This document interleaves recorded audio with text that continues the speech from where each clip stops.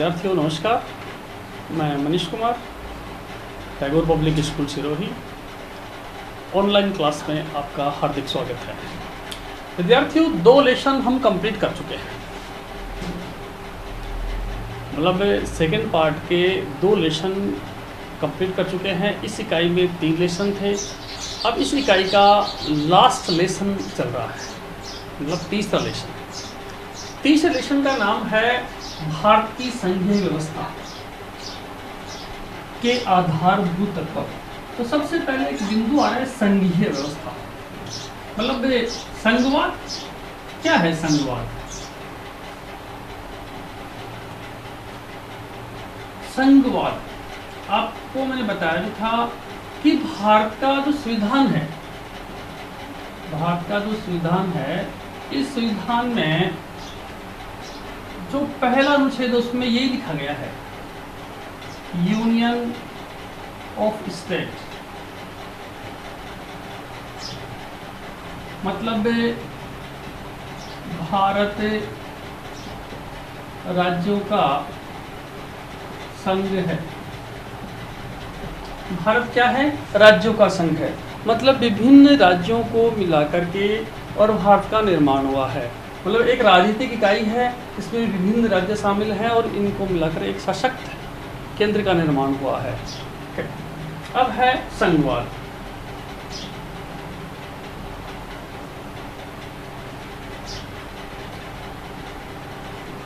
सत्ता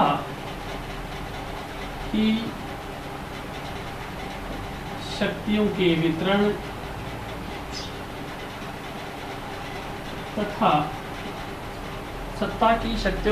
तथा स्तरों के आधार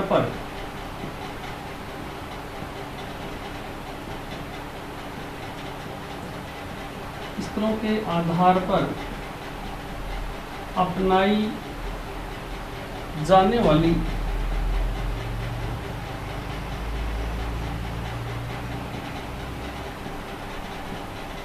शासन प्रणाली की संघवाद है।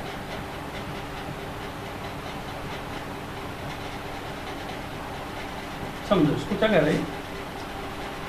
हमारे लेक्चर का नाम है भारतीय संघीय व्यवस्था के आधारभूत तत्व। मतलब भारत की जो संघीय व्यवस्था है, इसके आधारभूत तत्व कौन कौन से हैं और उनका हम आज इस क्लास में उल्लेख करेंगे, उनको समझेंगे। सबसे पहले मैंने अभी आपको बता दिया कि भारतीय संविधान में एक पहले अनुच्छेद में पहली लाइन ये लिखी है, यूनियन ऑफ स्टेट। भारत राज्यों का संघ है। भारत राज्यों का संघ है, ये बताया गया है। और इस लाइन से हम अच्छे समझ सकते हैं कि आज का जो लेसन है इसी लाइन के इर्द गिर्द घूम रहा है। दूसरी बात, संघवाद की अगर कोई परिभाषा लें, हम एक डेफिनेशन लें, तो वो ये है कि सत्ता की शक्तियों के वितरण, मतलब एक तो जो सत्ता है उसकी शक्तियों का वितरण तथा स्तरों के आधार पर अपनाई जाने वाली शासन प्रणाली ही संघवाद है। विभिन्न स्तर हैं, केंद्रीय, राज्य, ठीक है, और स्थानीय, ऐसे अलग अलग शक्तियों का वितरण है और यही व्यवस्था क्या है? संघवाद है। तो एक तो आप इसकी परिभाषा समझ गए क्या कह रहा है ये। अब इसके बारे में हम थोड़ा समझ लेते हैं।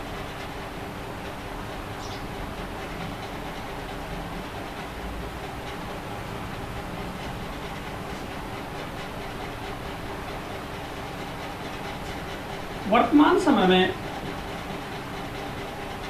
संघवाद 2 स्तर पर है,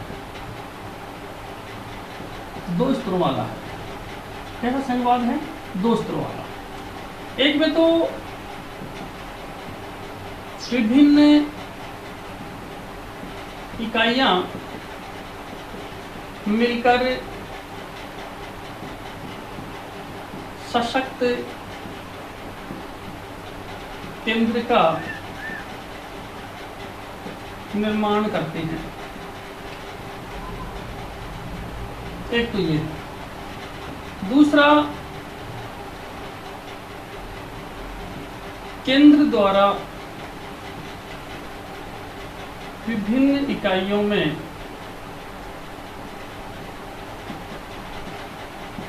इकाइयों में सुचारू शासन प्रणाली के लिए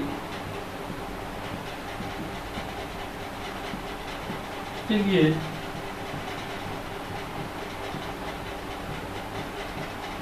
अपनी शक्तियां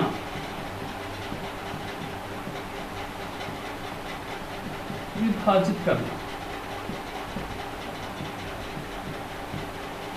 विद्यार्थियों समझो क्या कह रहा है ये,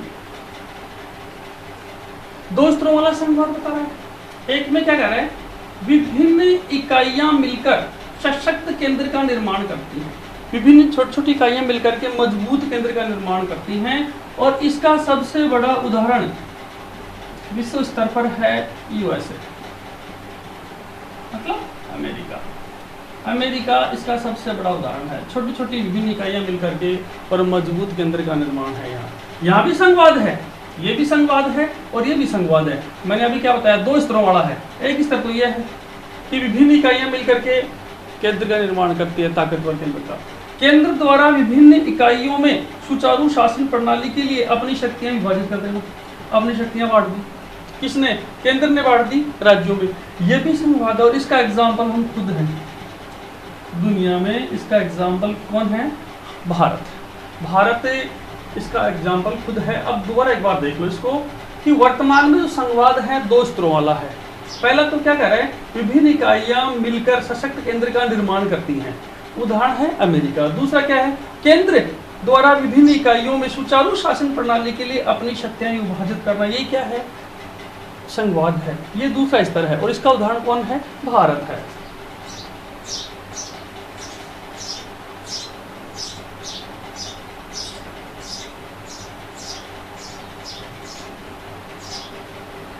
अब मैं आपको बता दूं, जब देश स्वतंत्र हुआ था उसके बाद जो राज्य पुनर्गठन, राज्यों का पुनर्गठन हुआ था, उसके बाद भारत में 14 राज्यों का निर्माण हुआ था। 14 राज्यों ने मिलकर 14 राज्यों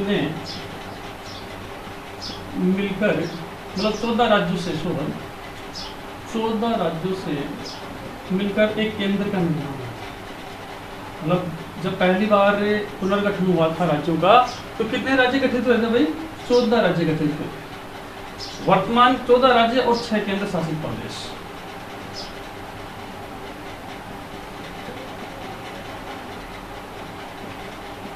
अगर वर्तमान की बात करें,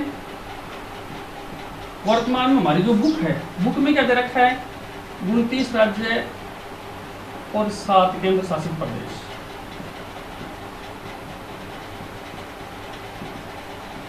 लेकिन विद्यार्थी एक चीज बता दूं आपको मैं, 5 अगस्त 2019 से इसमें परिवर्तन हो गया। वर्तमान में राज्य कितने रह गए? 28। एक राज्य निकल गया, कौन सा? जम्मू कश्मीर। और अभी केंद्र शासित प्रदेश कितने हो गए? 9 हो गए।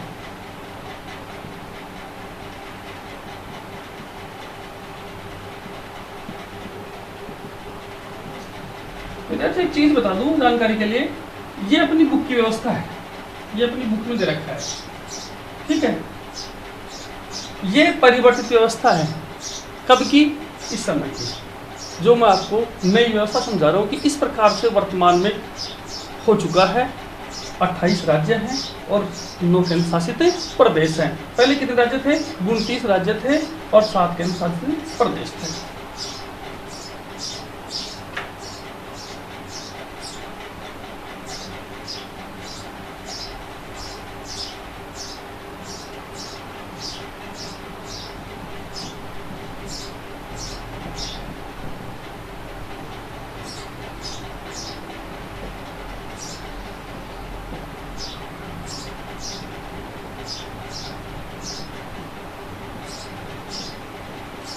भारतीय संघीय व्यवस्था के आधारभूत तत्व। तो भारतीय संघीय व्यवस्था है, इसके आधारभूत तत्वों के बारे में हम अध्ययन करेंगे कि भारतीय संघीय व्यवस्था, इसके आधारभूत तत्व कौन कौन से हैं। सबसे पहले तो पहला जो बिंदु है वो है शासन की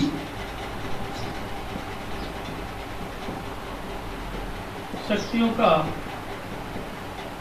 स्पष्ट विभाजन।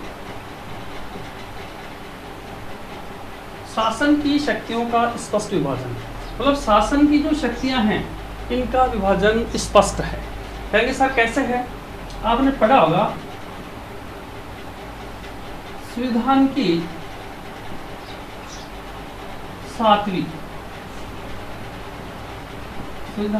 7वीं अनुसूची में शक्तियों का विभाजन किया गया है। शक्तियों का विभाजन किया गया है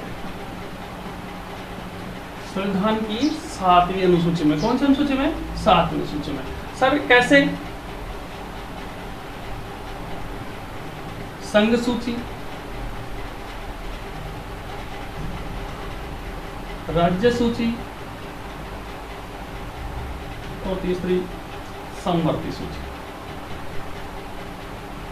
ये 3 सूचियां हैं, इनका उल्लेख किया गया 7वीं सूची में। मतलब संघीय शासन व्यवस्था का मतलब है कि शक्तियां विभाजित हैं केंद्र और राज्यों में, दोनों मिलकर के काम कर रहे हैं। संघ सूची में जो विषय थे अपनी बुक में दिखा रखे हैं 97 विषय। कितने दिखा रखे हैं भाई? 97 विषय। राज्य सूची में दिखा रखे हैं 66 विषय और इसमें दिखा रखे हैं 47 विषय। लेकिन विद्यार्थी एक चीज बता दूं जानकारी के लिए, ये विषय अब हो चुके हैं 99, ये अब हो चुके हैं 61। इसमें से 5 लैप्स करके और किसमें जोड़ दिए? यहाँ तो हटाए गए हैं 61 और यहाँ जोड़ दिए गए, मतलब 52। ये वर्तमान की व्यवस्था है, ये अपनी बुक की व्यवस्था है। ये तो किसकी है? अपनी बुक की व्यवस्था है। मतलब संघ सूची में जो विषय हैं जिनके ऊपर केंद्र कानून बनाता है, संघ सूची के विषय हैं, ये ऐसे विषय हैं जिन पर सिर्फ और सिर्फ केंद्र कानून बनाता है। रेल, डाक, रक्षा, विदेश, ऐसे। ठीक है। ये राज्य सूची के विषय हैं, 61 विषय ही हैं केवल, जैसे पुलिस है, कृषि है, ऐसे। ठीक है। समवर्ती सूची जो 47 थे, इसमें 5 उठा के इसमें दे दिए। विवाह, तलाक, गोदनामा, शिक्षा, ये वन, ये समवर्ती सूची के विषय। किसके है भाई? ये समवर्ती सूची के विषय है। चलो, तो एक पॉइंट क्लियर हो गया। शासन की शक्तियों का विभाजन स्पष्ट किया गया है, हर एक को अपनी अपनी जिम्मेदारी दी गई है। इसमें राज्य होंगे, इसमें केंद्र व राज्य दोनों हैं, लेकिन अगर विवाद हो गया तो केंद्र का कानून मान्य होता है। चलो साहब, तो ये कंफर्म हो गया, आगे चलते हैं।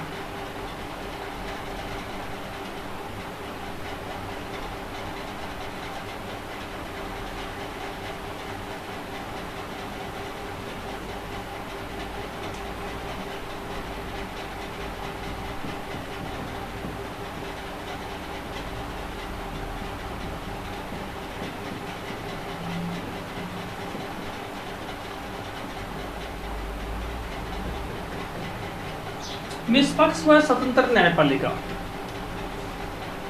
मतलब न्यायपालिका निष्पक्ष और स्वतंत्र है। अक्सर हम ये देखते हैं केंद्र और राज्य दोनों के लिए एक समान न्यायपालिका है। आपने देखा होगा उच्चतम, उच्च, आगे पढ़ेंगे हम तब न्यायपालिका का टॉपिक आएगा, अधीनस्थ, ये ऐसे ऐसे एक व्यवस्था है मतलब न्यायपालिका की। तो न्यायपालिका कैसी है? निष्पक्ष है, मतलब वो न तो केंद्र का पक्ष लेती है न राज्यों का पक्ष लेती है, दोनों के लिए इक्वल है, समान है। एक बात। दूसरी बात है स्वतंत्र। न्यायपालिका कैसी है? स्वतंत्र है। और ये चीज़ हम पहले ही पढ़ चुके हैं कि कार्यपालिका और व्यवस्थापिका से स्वतंत्र रखा गया है। किसको? न्यायपालिका को, जिससे कि वो स्वतंत्र होकर न्याय कर सके। अगर न्यायपालिका ही स्वतंत्र नहीं रहेगी तो फिर हम उससे न्याय की उम्मीद नहीं कर सकते। नेक्स्ट आगे देखते हैं।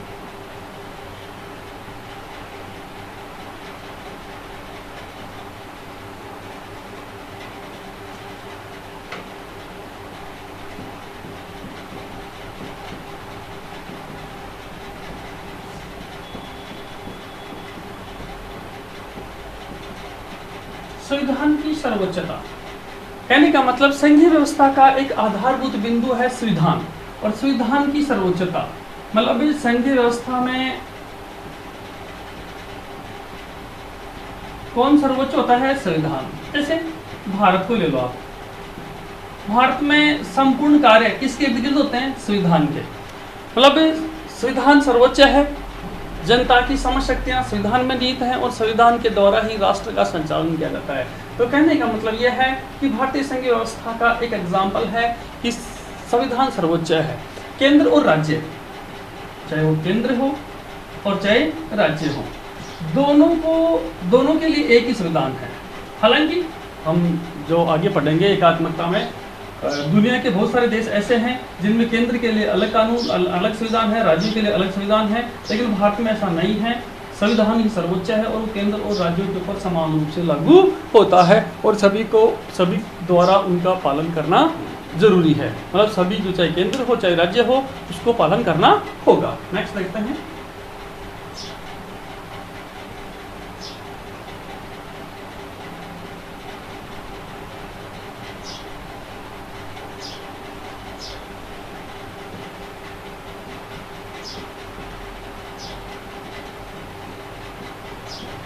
हालांकि ये टॉपिक, ये बिंदु हम पहले अध्ययन कर चुके हैं भारतीय संविधान की विशेषताओं में। एकल नागरिकता, मतलब भारतीय संविधान की जो संघीय व्यवस्था है उसके आधारभूत तत्वों में एक ये भी है कि नागरिकता भारत में एकल है। हम सब अपने आप को मानते हैं भारतीय, हम सब अपने आप को क्या मानते हैं? भारतीय मानते हैं। लेकिन इससे उलट अमेरिका में ऐसा नहीं है। अमेरिका एक ऐसा देश है जहाँ कैसी नागरिकता है?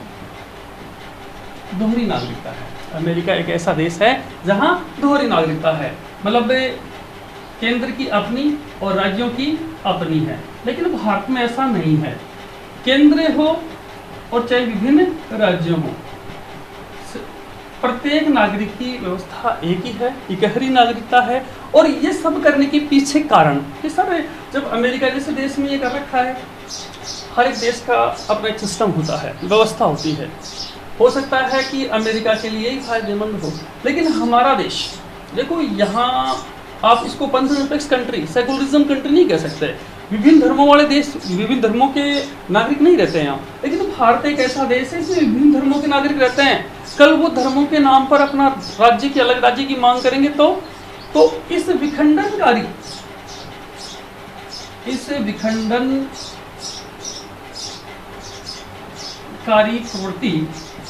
विखंडनकारी प्रवृत्ति से निजात पाने के लिए ही या अखंडता कायम रखने के लिए ही, विखंडनकारी प्रवृत्ति से निजात पाने के लिए, अखंडता कायम रखने के लिए ही, मतलब एकता कायम रखने के लिए ही हमने ये व्यवस्था की है। किसकी? एकल नागरिकता की, कि हम सब एक हैं और हम सब भारतीय हैं। कि कहीं ऐसा ना हो कि हम राज्य विशेष को लेकर के अपने राज्य के लिए अलग मांग कर बैठें और कल फिर राज्य के हिसाब से अलग अलग राज्यों द्वारा अगर हो तो भारत विखंडित हो जाएगा। ठीक है, तो एकता और अखंडता के लिए ही हमने इस बिंदु का समावेश किया था, एकल नागरिकता का।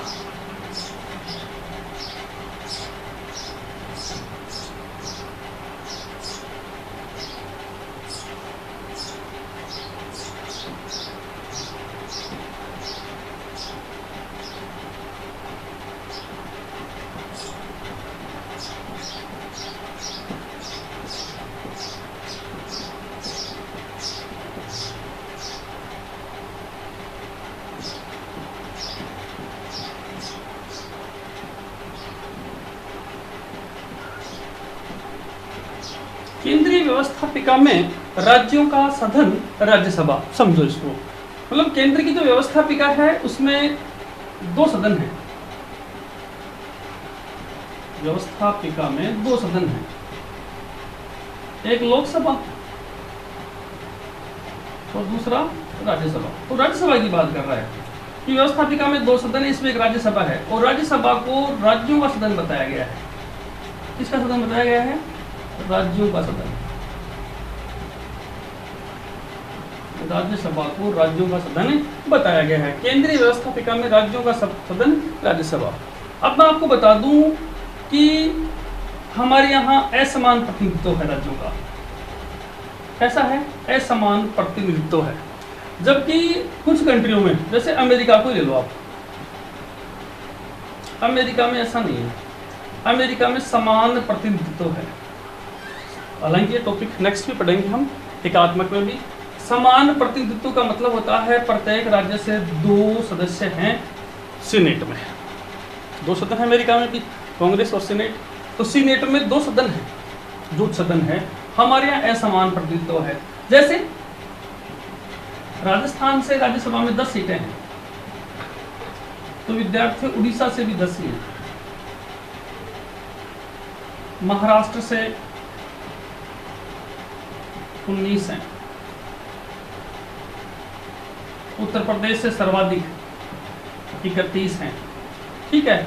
और जैसे मिजोरम या फिर गोवा, इनसे एक एक ही, मतलब ये समान प्रतिनिधित्व तो नहीं है, इनसे तो केवल एक ही है। ये देखो, राजस्थान 10, उड़ीसा 10, महाराष्ट्र 19। मतलब हमारे ये प्रतिनिधित्व किस आधार पर किया गया है मालूम है विद्यार्थियों?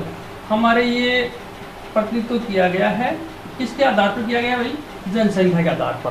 कहने का मतलब केंद्रीय व्यवस्थापिका में राज्यों का सदन राज्यसभा, मतलब राज्यों का जो सदन है वो राज्यसभा है, और राज्यसभा में जो प्रतिनिधित्व है वो कैसे किया गया है? असमान है। जबकि दुनिया का एक देश, और भी बहुत सारे देश हैं, लेकिन जैसे एग्जाम्पल के तौर पर अमेरिका, समान प्रतिनिधित्व, मतलब प्रत्येक राज्य से 51 राज्य हैं, प्रत्येक राज्य से कितने हैं? 2 हैं। हमारे यहाँ असमान है। देखो, राजस्थान 10 है, उड़ीसा 10 है, महाराष्ट्र 19 है, उत्तर प्रदेश 31 है, सर्वाधिक है उत्तर प्रदेश का, मिजोरम 1 है, गोवा 1 है, और भी बहुत सारे राज्यों का अलग अलग असमान प्रतिनिधित्व है। राज्यों का सदन है, ये राज्यों के लिए है, ठीक है। इसमें राज्य अपना अपना प्रतिनिधित्व करते हैं।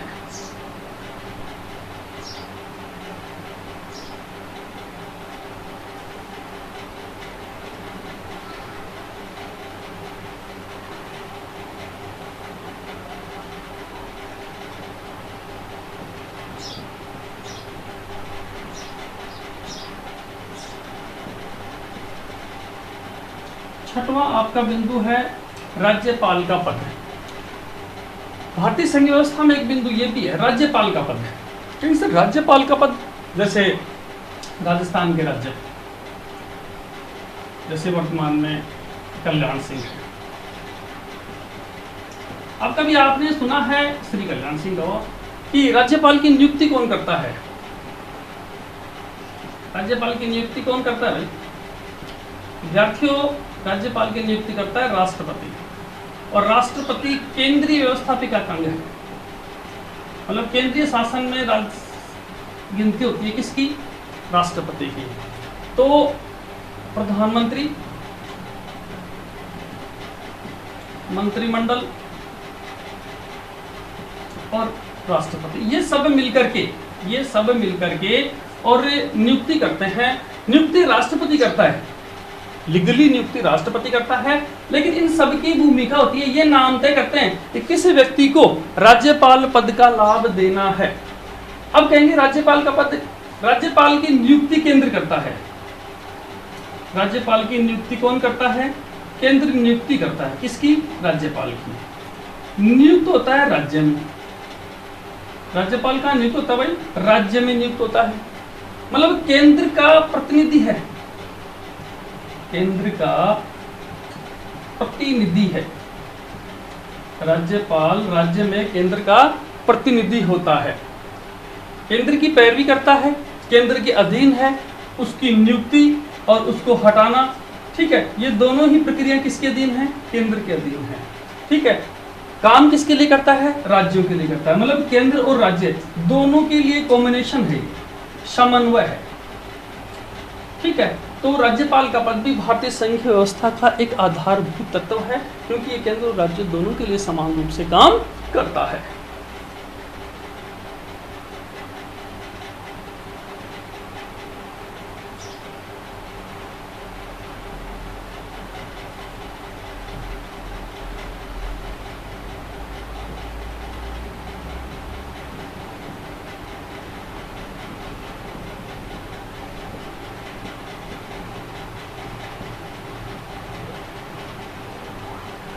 एकात्मकता का प्रभुत्व है। भारतीय संघीय व्यवस्था में किसका प्रभुत्व है विद्यार्थियों? एकात्मकता का। मतलब एकात्मकता का प्रभुत्व है। एकात्मकता अपने आप में छाई हुई है भारतीय संघीय व्यवस्था पर। जैसे मैं आपको बिंदु बताता हूँ, राज्यों का निर्माण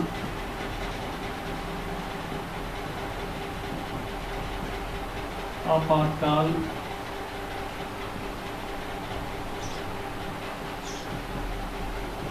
राज्यों का पुनर्सीमांकन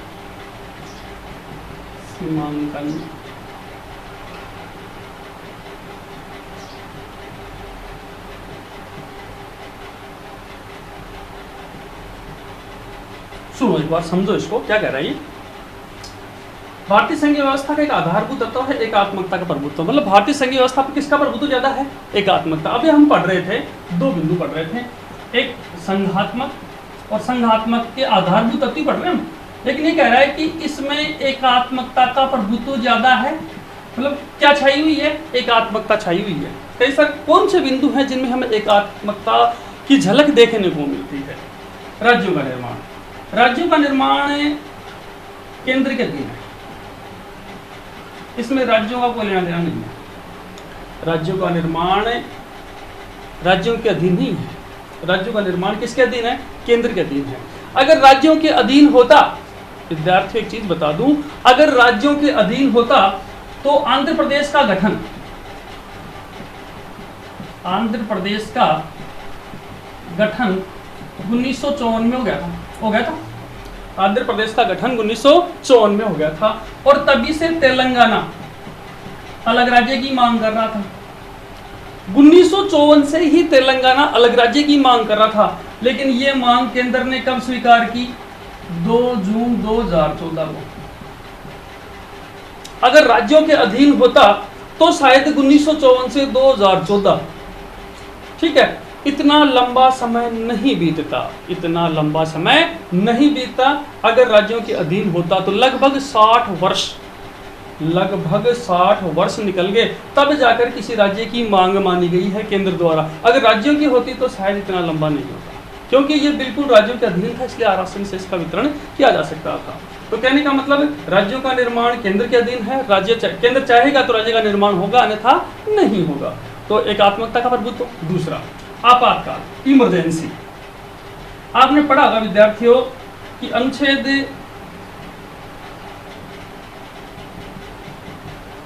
352, अनुच्छेद 356, अनुच्छेद 360। अनुच्छेद 352 राष्ट्रीय आपातकाल, अनुच्छेद 356 राज्य आपातकाल, अनुच्छेद 360 वित्तीय आपातकाल। देखो विद्यार्थियों, मैं आपको बता दूं, आपातकाल का हालांकि बड़ा टॉपिक आएगा, हम समझेंगे इसको, लेकिन एक बार छोटे रूप में हम समझ लेते हैं। अनुच्छेद 352 के तहत राष्ट्रीय आपातकाल पूरे देश में या किसी क्षेत्र विशेष में लगाया जा सकता है। अनुच्छेद 356 राज्यपाल की पैरवी के आधार पर किसी राज्य विशेष में लगाया जा सकता है। अनुच्छेद 360 वित्तीय आपातकाल, वित्त के आधार पर धन की कमी होने की वजह से ये लगाया जाता है। और ये पूर्णतया जिस भी राष्ट्र पे लगेगा तो राष्ट्र के अधीन है ही है, केंद्र के अधीन।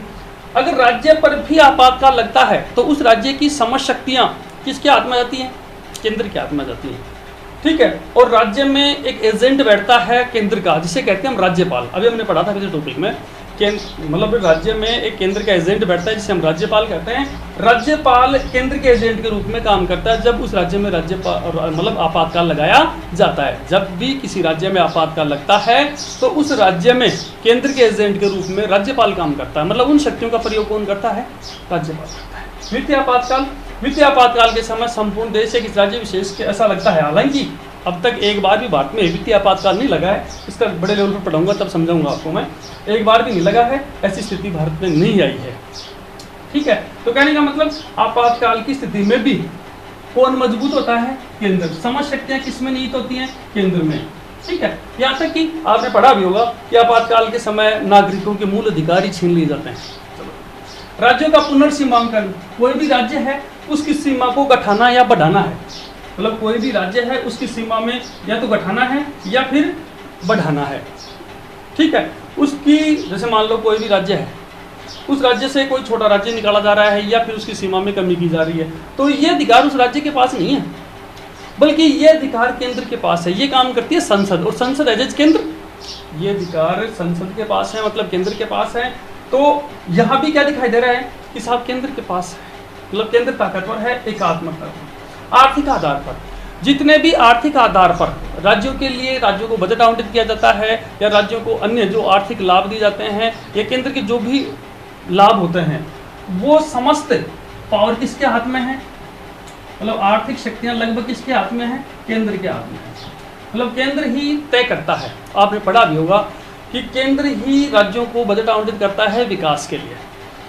जैसे किसी राज्य में नेशनल हाईवे निकालना है नहीं निकालना, किसी राज्य में कोई जैसे रिफाइनरी है या फिर और जैसे हमारे राजस्थान में रिफाइनरी है, अब ये केंद्र के अधीन, राज्य के अधीन होती तो अब तक चालू जाती, लेकिन ये केंद्र के अधीन है, केंद्र बजट आवंटित करेगा तो होगी, नहीं तो नहीं होगी। तो मतलब आर्थिक शक्ति किसके हाथ में है, केंद्र के हाथ में। तो विद्यार्थियों अभी हमने देखा है कि एकात्मकता का प्रभुत्व है भारतीय संघीय व्यवस्था पर, राज्यों का निर्माण केंद्र के हाथ में है, केंद्र चाहेगा तो राज्य का निर्माण होगा या तो नहीं होगा। आपातकाल के समय केंद्र मजबूत हो जाता है, राष्ट्रीय आपातकाल, राज्य आपातकाल, वित्तीय आपातकाल। राज्यों का पुनर्सीमांकन, किसी भी राज्य की सीमा में वृद्धि या कमी करनी है, ये शक्ति किसके पास है, केंद्र के पास है। आर्थिक आधार पर किसी भी राज्य के लिए बजट आवंटित करना है तो ये भी किसके हाथ में है, केंद्र के हाथ में है। तो विद्यार्थियों कहने का मतलब यह है आज हमने भारतीय संघीय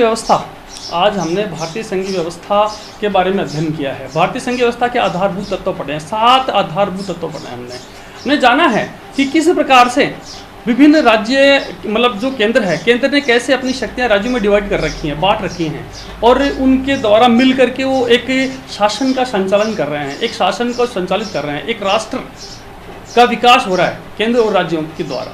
कहने का मतलब ये कोई तानाशाही व्यवस्था नहीं है, लोकतंत्र में ही संभव है क्या, संघीय व्यवस्था। हालांकि अब जब हमने संघीय व्यवस्था पढ़ी है, संघीय व्यवस्था के तत्व पढ़े हैं, कल की जो क्लास होगी उसमें एकात्मकता का प्रभुत्व, आज जो हमने पढ़ा ना ये, इसके बड़े लेवल पर बिंदु, इसके जो बिंदु हैं बड़े लेवल पर उनका अध्ययन करेंगे हम।